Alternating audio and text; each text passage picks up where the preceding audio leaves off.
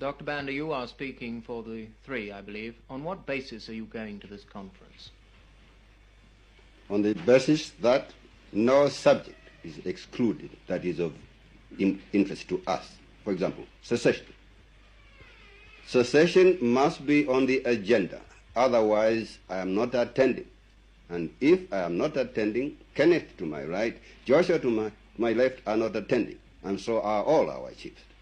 2, the discussion on the constitutions of Southern Rhodesia and Northern Rhodesia must take place now. And if these do not take place now, we are not attending, because we are attending this conference as a team, not just Kamudu for Nyasaland, Kenneth for Northern Rhodesia, Joshua for Southern Rhodesia. We are acting as a team. And what will happen if you feel these conditions are not being met? I can't tell you that. Make your own conclusion. Well, will you walk out of the talks as a team? Once one of us walks out, the whole of us walk out. The three of us walk out. Not only that, there are chiefs outside. How long are you prepared to wait, Dr. Banda, to see if your conditions are met at the conference? Well, we set a time limit, but we're not going to tell you that. We'll tell the British government that.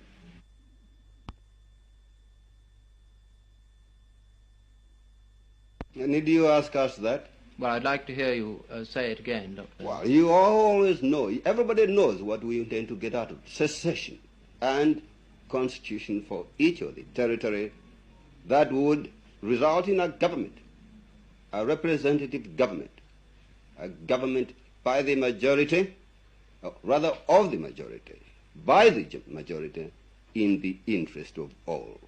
Not government by a few white men who claim to be civilized and educated. Do you feel that the white delegates to the conference aren't civilized and educated? They say they are, but that does not give them the right to exclude us from the governments of our own respective countries. But you are being included in the government of your country very soon. That's not enough. We had to struggle for that. For many, many years, they have shut us down like dogs, imprisoned us. Many of our colleagues are in prison now simply because we were asking the right to have our own representation in the Legislative Council and the Parliament.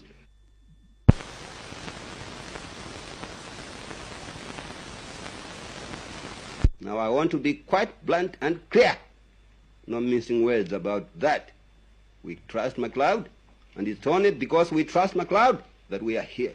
Otherwise, we would not have been here. And you want the breakup of this